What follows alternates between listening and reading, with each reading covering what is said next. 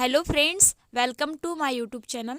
कैसे हैं आप सब? मैं आशा करती हूँ कि आप बहुत अच्छे होंगे और आपकी तैयारी फर्स्ट क्लास चल रही होगी।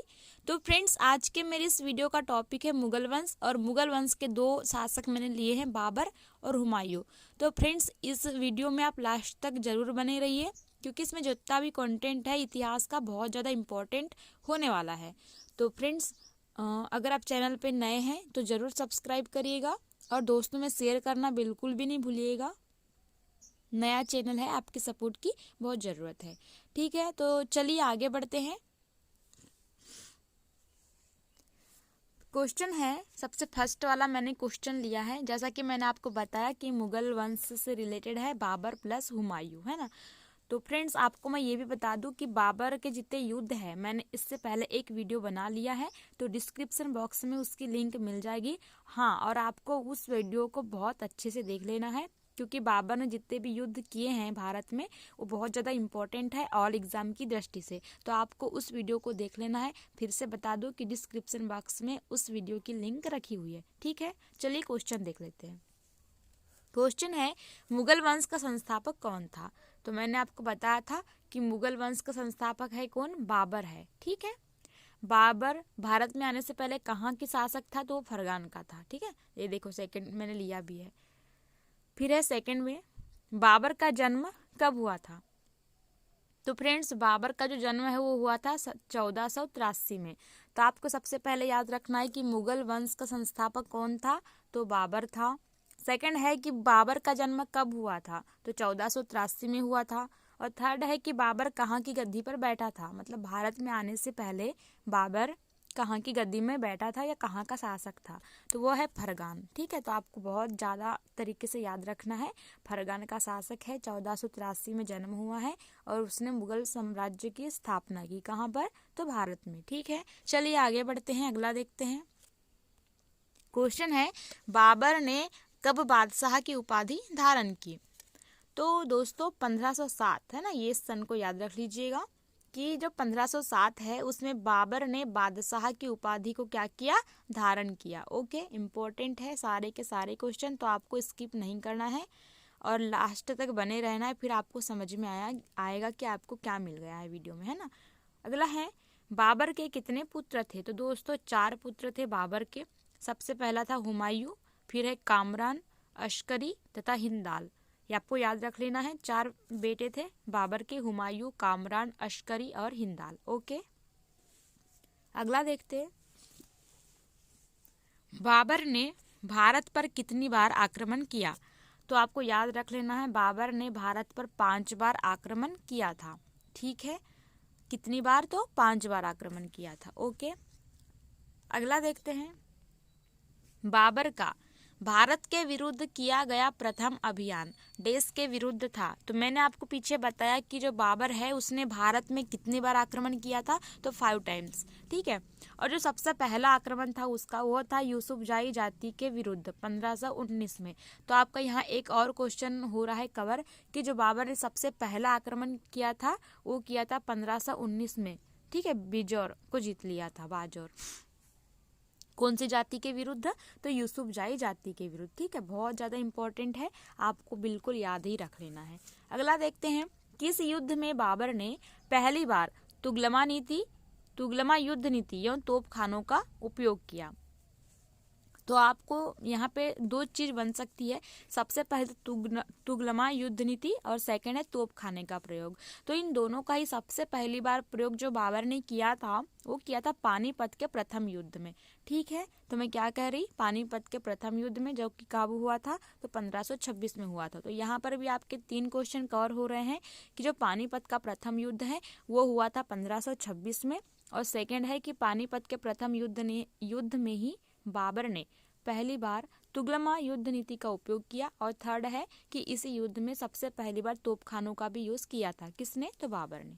ओके, आई होप कि आपको क्लियर होगा। अगला देखते हैं, बाबर को उसकी उदारता के लिए उपाधि दी गई।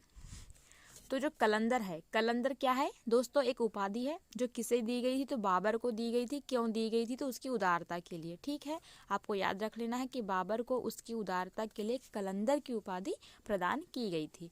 ओके, अगला देखते हैं।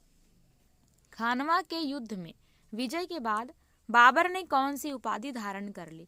तो सबसे पहली बात, खानवा का युद्ध हुआ, उसमें बाबर विजयी हो गया। तो जैसे ही वो विजयी हुआ उसने एक उपाधि धारण कर ली और उस उपाधि का नाम है गाजी, है ना। गाजी उपाधि धारण कर ली थी किसने? बाबर ने। बहुत ज़्यादा इंपॉर्टेंट है, याद रख लीजिएगा। कौन सी विजय के बाद? तो खानवा विजय के बाद। ओके। फिर है बाबर की मृत्यु। देखिए फ्रेंड्स, मैंने इसमें बाबर के युद्ध नहीं लिए हैं क्योंकि मैंने भी एक वीडियो बना दिया है, डिस्क्रिप्शन बॉक्स में जाके वो लिंक देख लीजिएगा। उससे आपको बाबर के जितने भी युद्ध हुए थे जीवन के वो कवर हो जाएंगे। ठीक है, अब देख लीजिए बाबर की मृत्यु कब हुई थी? तो जो बाबर है उसकी मृत्यु हुई 1530 में। ठीक है, याद रख लीजिएगा, इम्पोर्टेंट है। अगला देखते हैं, बाबर की अपनी आत्मकथा थी। तो यहाँ पे जो बाबरनामा है वो बाबर की खुद की आत्मकथा थी, तो ये भी आपको याद रख लेना है कि बाबर की आत्मकथा बाबरनामा। ओके। अगला है, बाबर की आत्मकथा का फारसी भाषा में अनुवाद किसने किया था? तो अब्दुल रहीम खान खाना, आप इसको तो जानते ही होंगे, जो कि अकबर जी के साथ रहते थे, है ना। तो बाबर की जो आत्मकथा थी क्या थी? वो बाबरनामा। उसका अनुवाद किस भाषा में किया गया? तो फारसी भाषा में। और किसने किया? तो अब्दुल रहीम खान खाना ने। यहाँ से आपके 2 क्वेश्चन कवर हो रहे हैं कि फारसी भाषा में अनुवाद किया गया और किसने किया? तो अब्दुल रहीम खान खाना ने किया। ओके।